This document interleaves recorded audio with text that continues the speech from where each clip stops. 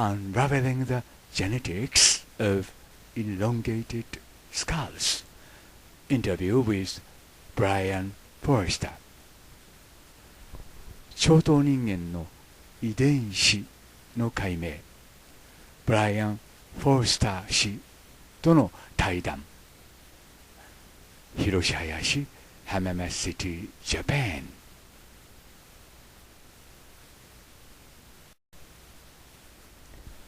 以下のインタビューはパラカスの長頭頭蓋骨に関してエンシャントオリジンのエイプリル・フォロウェイと研究者でもあり作家でもあるブライアン・フォレスター氏との間でなされたインタビューということになります。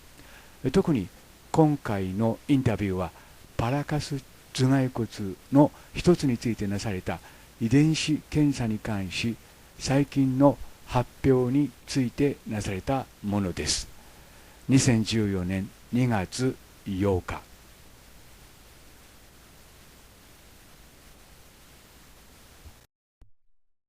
So, Brien, thank you very much for joining Ancient Origins for this interview about the elongated skulls in Paracas.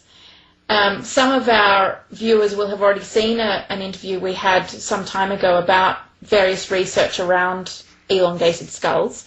But I'm really enthusiastic about this interview because it relates to a recent announcement you made about some genetic testing that has been done on one of the skulls found in Paracas.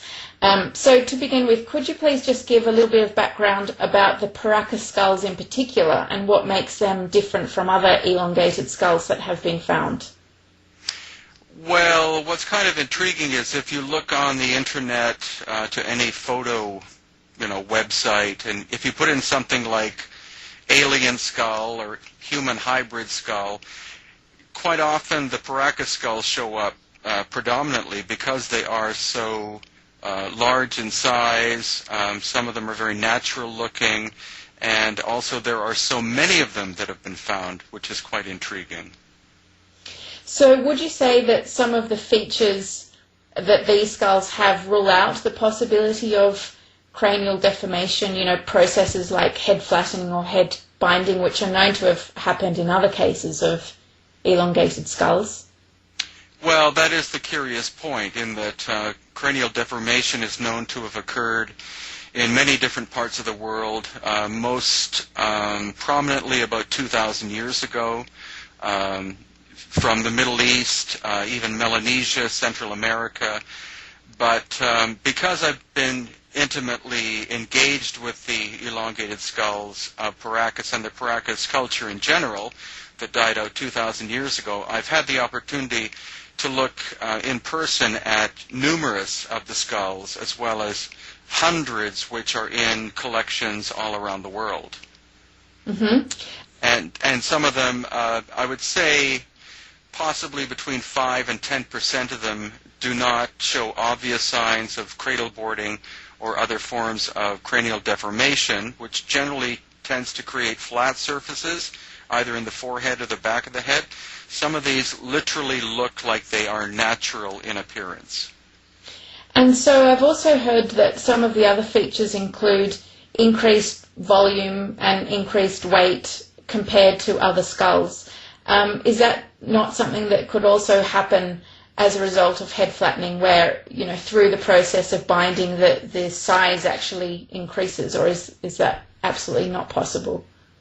Well, from the doctors that I've spoken to, they said that you can alter the shape of the skull, but you can't increase the size of the skull, because the skull is genetically predetermined to have a certain volume, and so it's much like in terms of the analogy I have is pottery, where you have a piece of greenware, which is a pot which is not quite dried yet. You can alter its shape, but you can't change the volume of it itself. Some people have stated that the reason why the Paracas could have had denser skulls or be heavier, etc., is the result of their diet or malnutrition or whatever. And the thing is that they had an incredible diet of seafood as well as terrestrial plants. They probably actually ate better than most of us do today. Mm-hmm.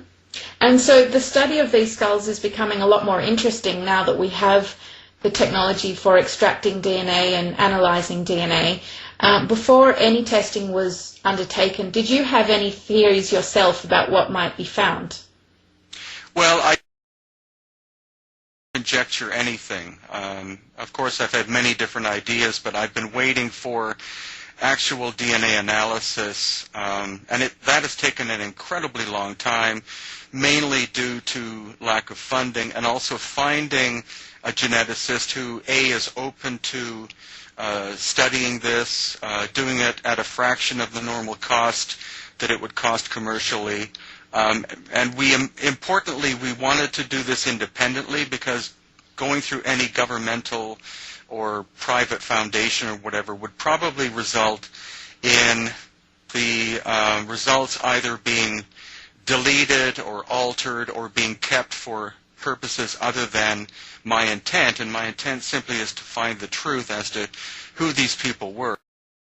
Mm-hmm. Yeah. And so can you explain a bit about the testing process that actually took place or has taken place so far? Well, it's a very complex process, and most people don't realize this because they think, well, DNA testing is quite simple now. I can go and have my, a blood sample extracted and be told within a few days, all of my genetic ancestry. But what you have to take into account is the last of the Paracas died 2,000 years ago. And so you're talking about 2,000 years of the degeneration of the material. The late Lloyd Pye, who I was acquainted with, very personally and professionally because of his fascination with this, his analogy is that to take a sample and analyze it from somebody who's living is the equivalent of looking at or studying a crystal bowl because it's complicated and intact. And then he said the equivalent of ancient DNA is throwing it on a concrete floor because it becomes shattered into tiny little segments. So it's only the most recent, sophisticated, extremely expensive DNA analyzing equipment that can take all of those tiny segments and put them back together. So it's been very, very difficult to find someone who would pursue that. We actually have two different geneticists at work, but it happened to be this one who's had samples for more than 2 years who has given me this initial result, which completely shocked him. And so the thing most people really want to know is what exactly was found in that initial result. Yeah, and basically what I can say is that he speculates that there are segments of the DNA of the Paracas which do not match anything in GenBank, which is the genetic database located in the United States that contains all known genetic DNA information. So he said there are segments which don't seem to be any haplotype of human that we know of. Also not related to Neanderthal or any other human-like being that has been studied so far. Quite incredible, really. But now you have emphasised that this is phase 1 or stage 1 of the testing. What then is the next stage after this one? Is it possible that this result is contaminated or it's not accurate, and that further stages may reveal something different? It is possible. However, this person who lives in the United States and has a doctorate, he does a lot of contract work with the U.S. government, so clearly the government wouldn't choose someone who was flaky or a sensationalist.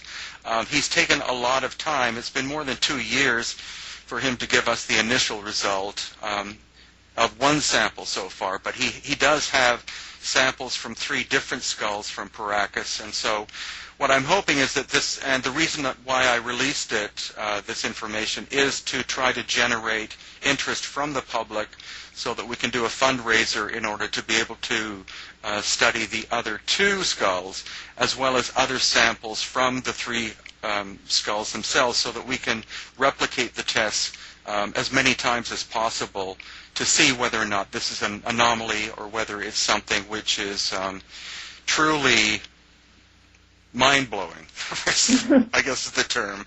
Yeah, exactly. And is it possible, the fact that it doesn't match anything in the gene bank, could it be that this is just a one-of-a-kind mutation, a mutation that hasn't been seen before and is just unique to that particular race of people?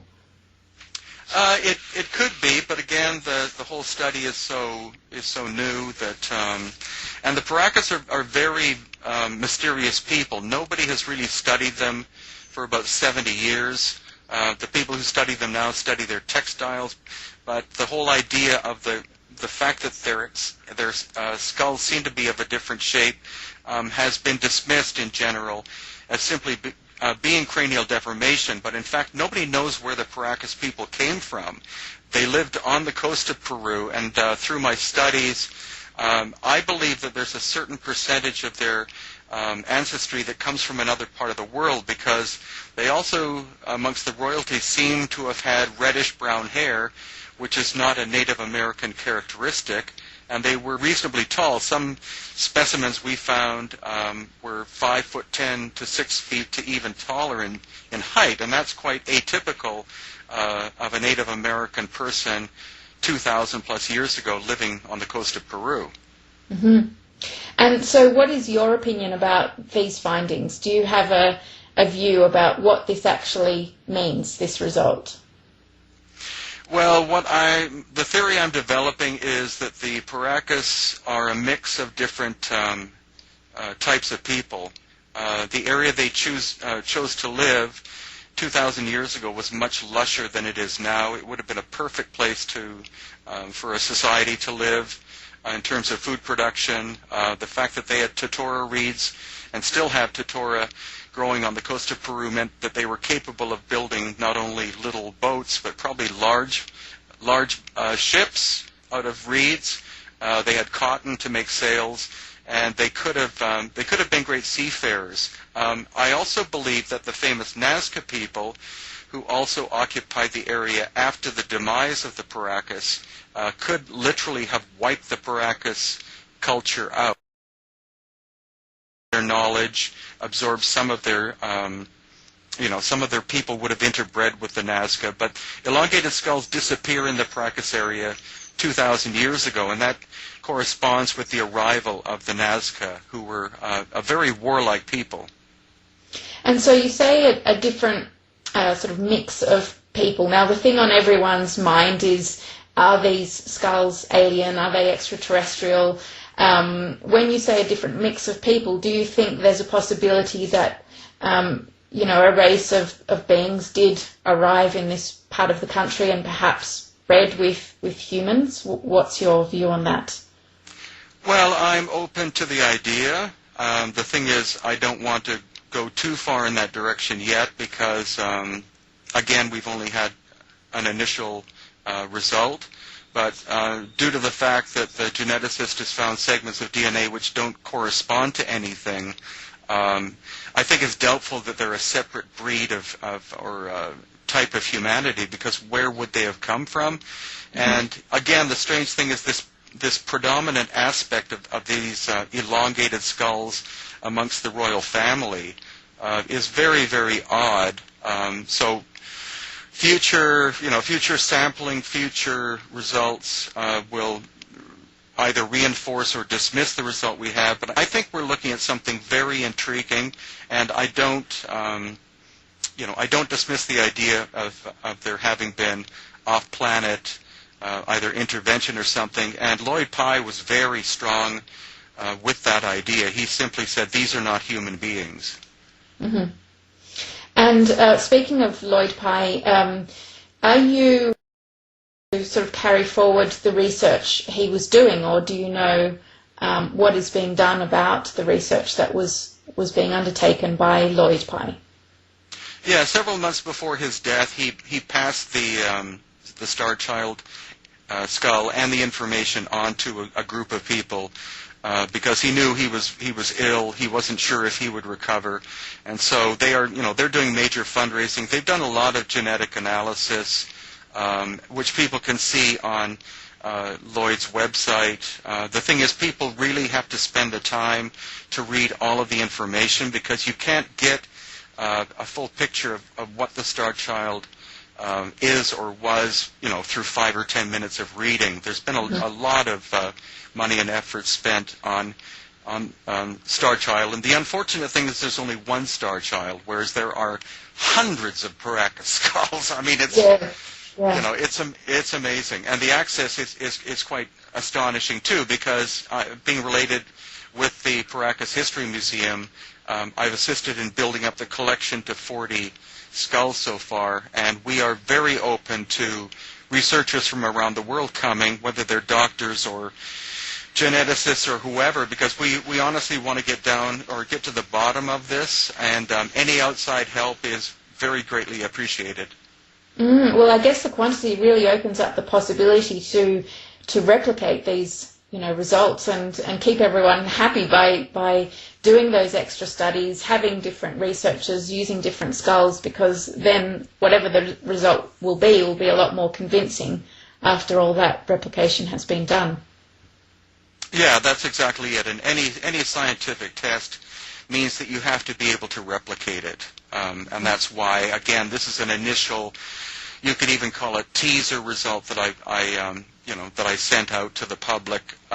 Also, a number of individuals assisted me in raising $7,000 testing, and I wanted them to know 2 years that we actually did have something, that the money wasn't absconded or or blown on anything. It 100% went into it. We also have another geneticist working on completely other samples as well. That's Dr. Melba Ketchum from Texas, who, of course, is embroiled heavily in Bigfoot studies, which is she's got a lot of flack from. But I still believe in her, and there may be another 1 or 2 genetic study organizations that may come on board with us. And so the more that do the analysis and the more cross-referencing we can do, the better for this whole project. Yeah, great. Now, there are a lot of people out there who are skeptical. They do sort of question, or they want to see these results firsthand on paper. They want to know, the name of the geneticist, the name of the institution, and they do become suspicious when some of these details aren't yet available. How would you address those concerns? Well, I have actually spoken with the geneticist about it, and he has said that he will be willing to address the public about this, but not after one test, because it's too easy for skeptics or whoever to rip his information apart. And so as a scientist, he wants to make sure that he's done several replications, and then when he's comfortable, then he will come forward himself and discuss what it is that he believes we're looking at. Okay, that's great. That's very positive. So moving forward from here, what's the time scale relating to further testing and also the fundraising process? I mean, if somebody did want to get involved in this, what could they do? Well, at the moment, I've been in discussions with someone who wants to set up an Indiegogo campaign about this, and I've been discussing with him for about 5 months, but the timing hasn't been right because we've been preoccupied with other things. So probably within the next 2 or 3 months, we will set up a campaign very specifically targeted to very specific things. We'll have a complete list of where any funds will go, completely itemized. I will get nothing from it, just as I've received nothing financially from the previous fundraising that we did. And other samples have recently gone to the geneticist from a third party. And I'm still waiting for some kind of result from Dr. Melba Ketchum.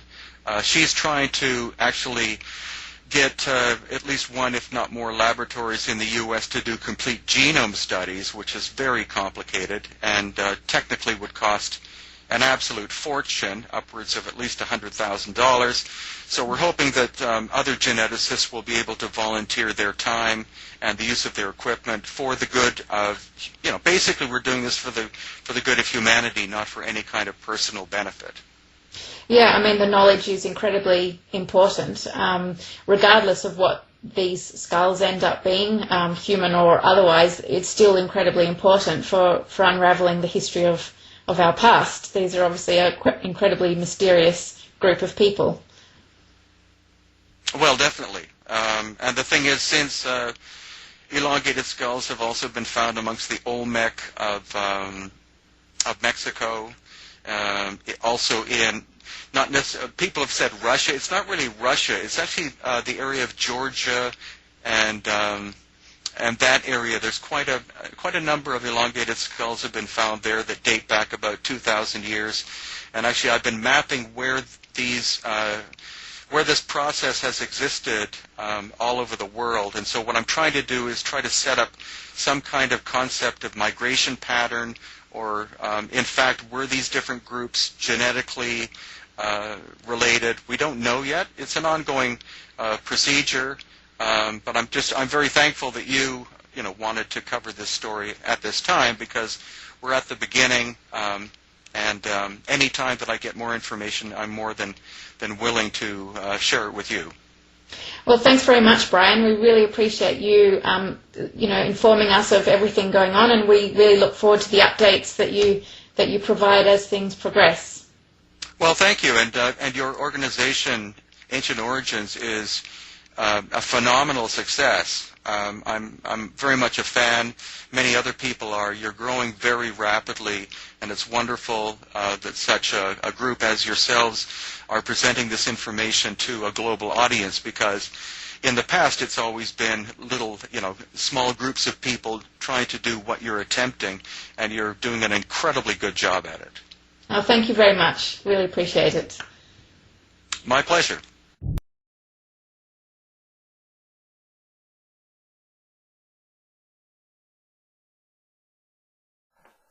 Mr. Brien, Forster, and Ancient Origins, thank you very much for your effort. ということで、どのように判断なさるかは、私たちの問題ではないかと思います。ということで、これを確たる証拠と言わずして、何というかという問題なんですね。そういうことも含めまして、続くビデオをどうかご覧ください。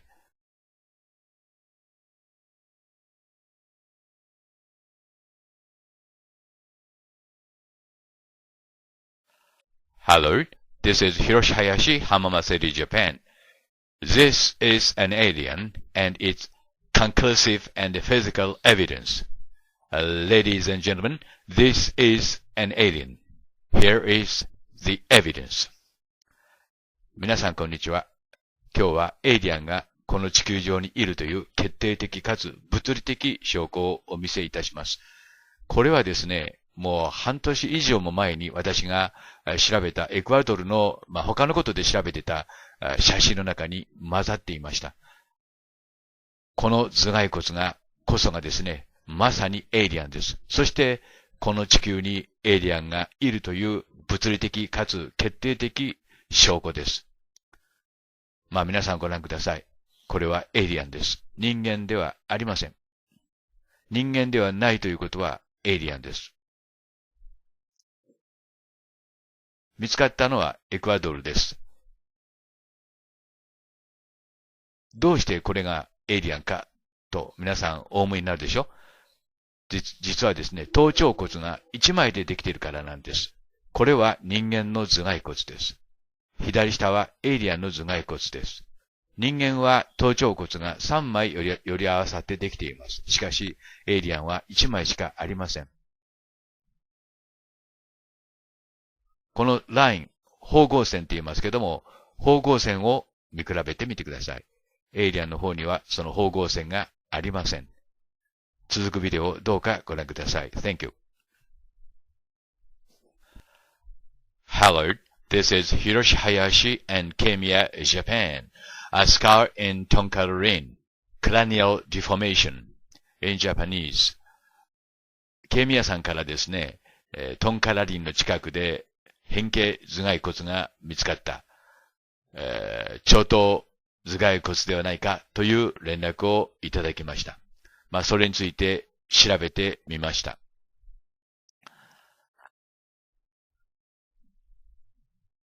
で、そのビデオも見てみました。で、長頭人間、コーンヘッドとも言いますけども、頭蓋骨は全世界で見つかっています。私が最初に知ったのはこのコーカサスですね。で、まとまって見つかっています。それから最近見つかったパラカス。というか、このパラカスの頭蓋骨は最近ではありませんけども、DNA 鑑定がなされました。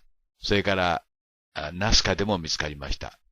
アタカマ、エジプトでももちろん見つかってますけども、ツタンカーメン家族は、このような長頭人間であったというふうに言われています。それから場所わかりませんけども、ロシアでも、それから全世界であちこちで見つかっています。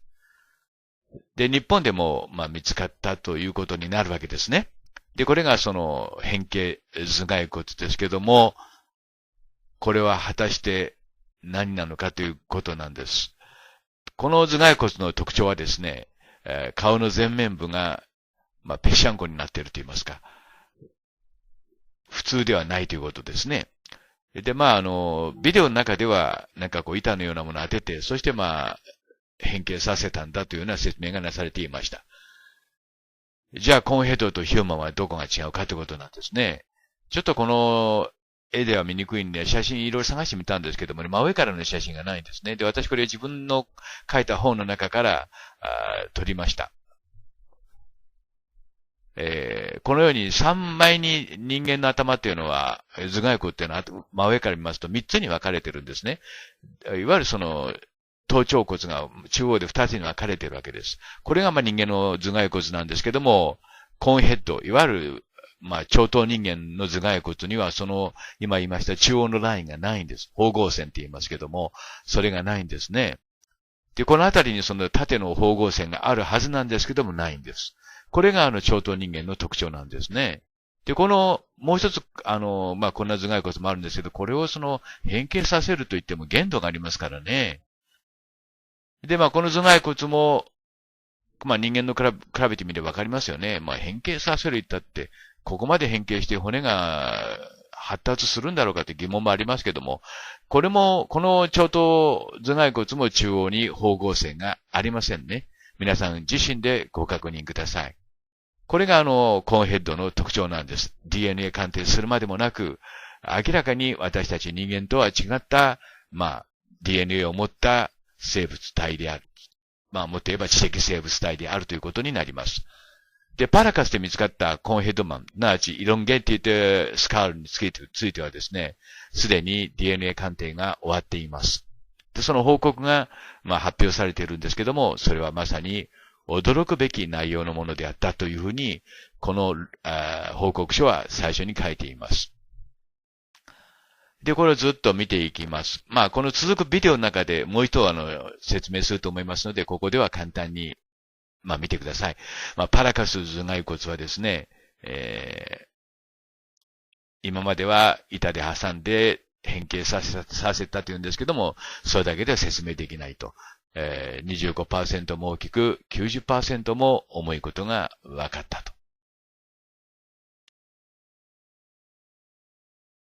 そしてこの次なんですね。頭頂骨には2つではなく、1つのパリエタルプレートというんですか、頭頂板しかなく、先ほど説明しましたように、2つが寄り合わさってんじゃなくて、1枚しかないということですね。ですから真ん中の中央の、にあるべき縫合線がないわけです。これがパラカス頭蓋骨の特徴であり、また、人間でもない、霊長類でもない、ミトコンドリア DNA を持っていたと。酸素呼吸はしていたけども、人間ではないということですね。ここまではっきり分かっているわけです。そして、この報告書はですね、人間とは交配できなかったということは、性行為をしてもですね、妊娠出産には結びつかなかっただろうと。そういうふうに結論付けています。これがパラカスの、ペルーのね、ナスカの近くですよね。サンサの大食団のすぐ近くですけども、そこで見つかったものです。結論から言いますと、トンカラリンの近くで見つかったこの変形頭蓋骨は、その、なんて言いますか、コーンヘッドマンとは一線を画すと言いますか、違ったものである、イコール人間のものである。変形させられたかどうかということはまた別問題であり、私には興味がありません。ということで、ケイミヤさん、報告を終わります。Thank you very much for watching and see you again next time. Bye! Hello. This is Tube Store, Matabe and edited by Hiroshi Hayashi. Conehead Man in Japan. 長頭人間は日本にも来ていた。チューブストアさんと又部さんから大変重要な情報が寄せられました。コーンヘッドマンは日本にも来ていた。その証拠と、そしてコーンヘッドマンはエイリアンであった。その証拠と証明です。これがチューブスターさんが送ってくださった写真ですけども、この写真はコーンヘッドマンですけども、どこの写真かわかりませんが、それは重要ではありません。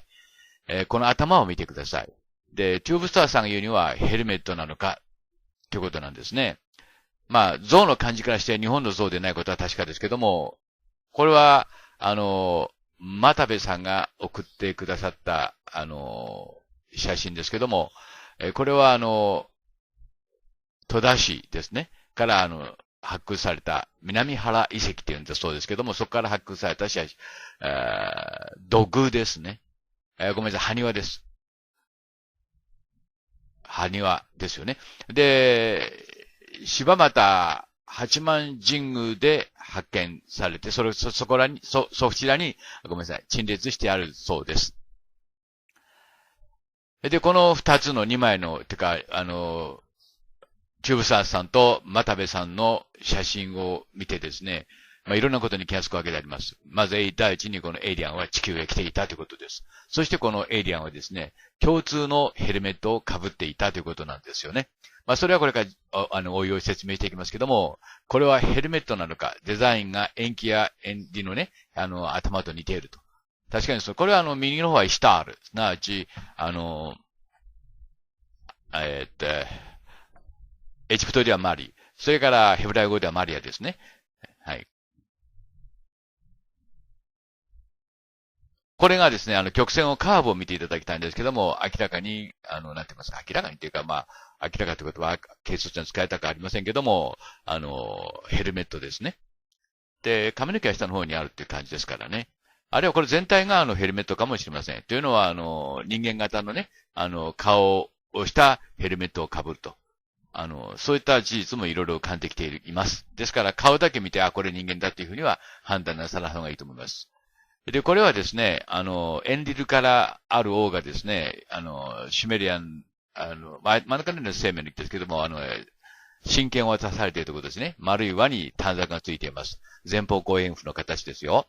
そしてこれをイナンナ。これはイシュターのことです。これは別の絵なんですけども、延期がです。これ延期と書いてありますけども、説明にはね、エンリルということになりますよね。エンリルが神権をイシュタール。なわち、イシュタール、イナンナに渡しているところです。名前はいろいろ変わるんですね。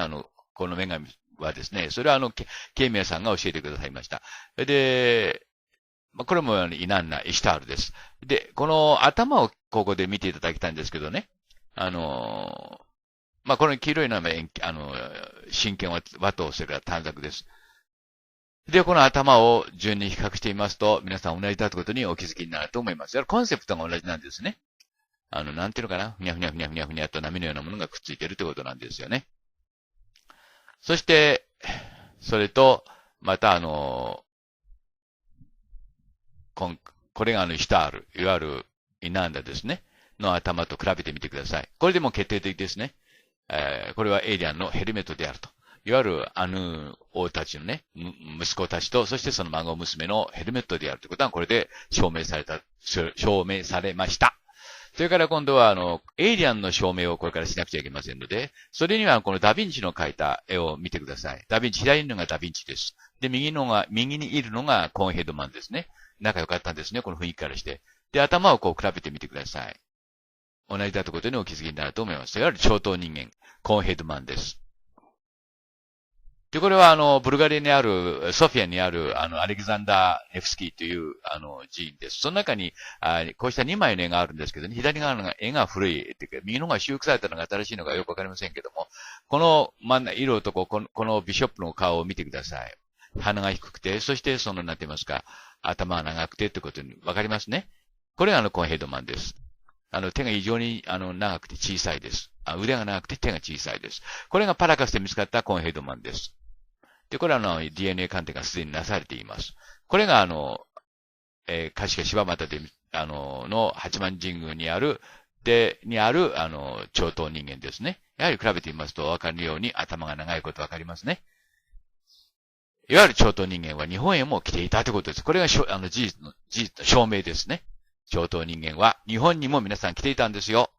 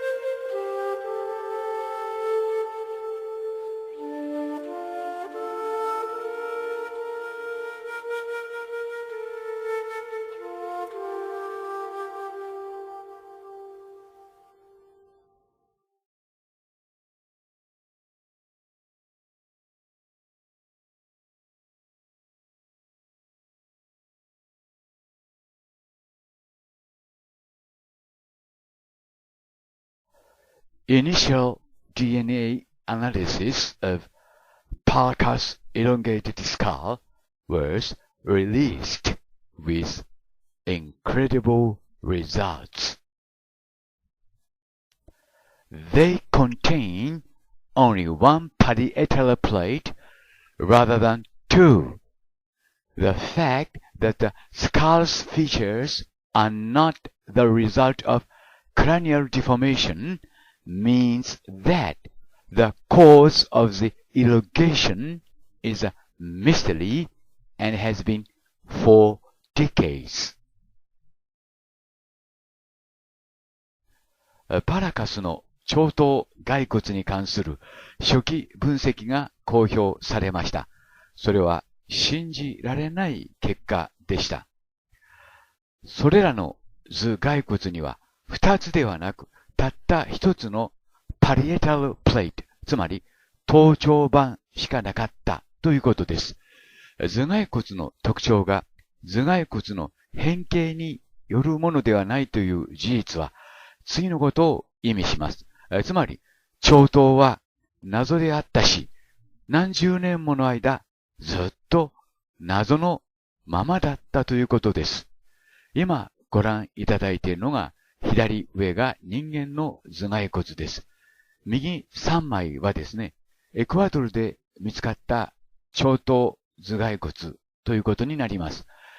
頭頂板がですね、人間の場合は、縦に2つに分かれていますけども、長頭人間の頭蓋骨はですね、割れていない。つまり、頭頂板が1枚である点に注意してください。右の写真はですね、こうしたことが話題になる2012年以前に私がストックしておいた写真の中から見つけたものです。注意深くご覧ください。左は人間です。右は、長頭人間の頭蓋骨ということになります。DNA 鑑定するまでもなく、右の頭蓋骨はですね、少なくとも人間のものではないということになります。Hiroshi Hayashi, Hamama City, Japan.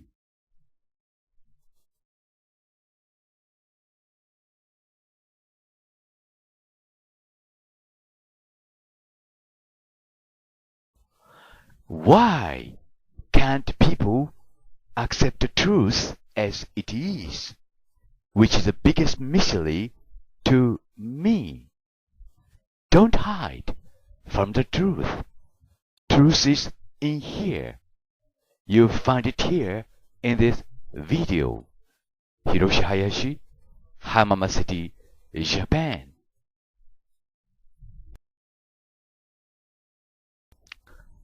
人間の頭蓋骨です。この矢印の方向線に注意してください。人間の頭頂板はこのように分かれています。が、コーンヘッドの頭にはそれがありません。これが皆さん事実です。どうしてこうした事実を素直に見て、認めて、そして受け入れないのでしょうか。右下がコーンヘッドの頭蓋骨です。見にくい点があるかもしれませんが、しかしよく見てください。中央の縫合線がありません。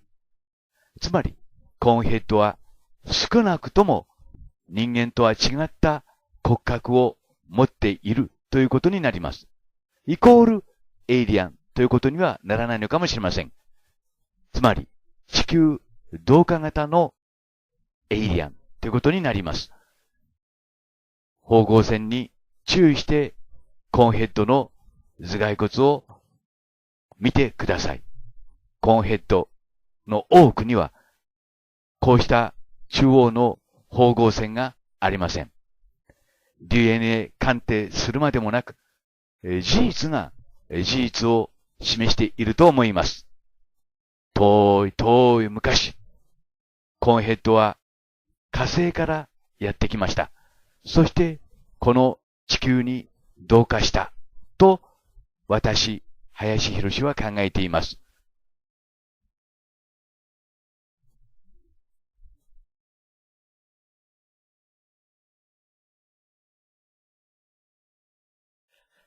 Hello, this is Hiroshi Hayashi, Hamama City, Japan. Why can't people believe in what they see?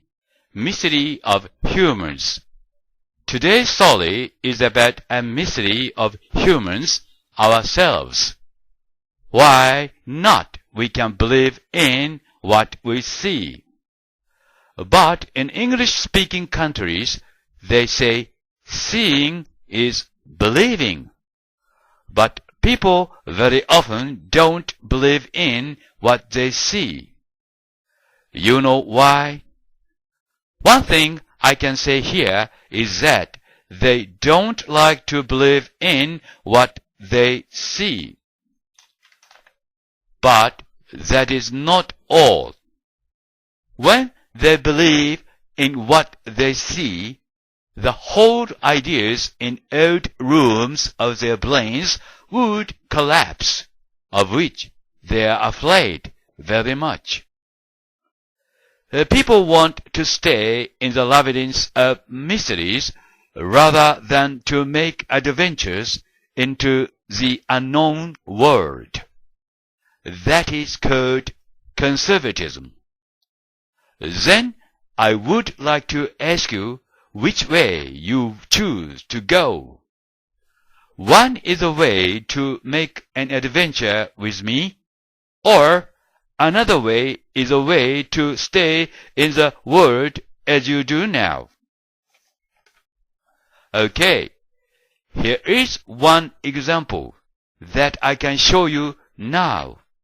This is an elongated skull unearthed in Paracas in Peru. This is not at least a human's skull, since it has got only one parietal plate, which is different from humans. Compare the elongated skull with a human's. I say here, seeing is believing.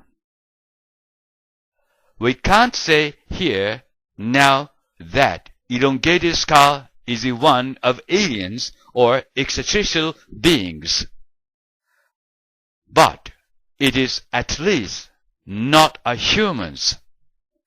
Today's story is about people who have got elongated skulls with only one parietal plate. These people are called Paracas people who might have come from the outer space, or we call them ETs. Or I may say here, they are aliens. Do you accept my idea? If not, the door to the new world would be closed as ever before you. Please watch the following videos, for which I thank you very much. 謎、また謎。しかし、最大の謎は、実は人間自身なのかもしれません。古くから seeing is believing。百聞は一見にしかずと言います。しかし、中にはそれを信じない人もいます。見ても信じないのですね。で、今ここにお見せしているのは、パラカスで見つかりました長頭人間の頭蓋骨です。で、これはDNA 鑑定もなされていますけども、DNA 鑑定などするまでもなく、頭の骨を見ればわかるわけですね。いわゆる頭頂板と言いますけども、前から見ますとですね、人間の場合は中央で二つに分かれています。しかし、エロンゲーティッドスカル、長頭人間の頭蓋骨にはですね、真ん中で分かれている線、すなわち縫合線というものがありません。全体として見ると、人間の方は頭で3枚の、ちょうど頭の中央でですね、3枚の骨が集まっています。しかし、長頭人間の方は、それが、後頭部の方ですね。1枚に見えます。これが決定的な証拠ということになります。が、だからといってですね、長頭人間イコールエイリアンというわけにはいかないかもしれません。エイリアンというためには、その間に、いくつかの、ハードルがあるわけですね。が、しかし少なくとも人間ではないということです。もっとわかりやすく言いますと、骨の数が足りないわけですね。いくら変形頭蓋骨だと言ってもですね、骨の数まで変えることはできません。そのことをですね、こうした論文が、今説明しているわけです。で、それについてですね、こうして私が何とか皆さんに長頭人間の頭蓋骨の写真を見せてきました。が、驚くべきことにこの長頭人間の研究っていうのはほとんどなされて、いなかったわけですね。そして最近になって、このパラカスで見つかった長頭人間の頭蓋骨を、DNA 鑑定した先生がいらっしゃいました。そして、その DNA 鑑定の結果、人間とは違うミトコンドリアを持っていた。つまり、酸素呼吸はしていたけれども、人間のものではなかったということです。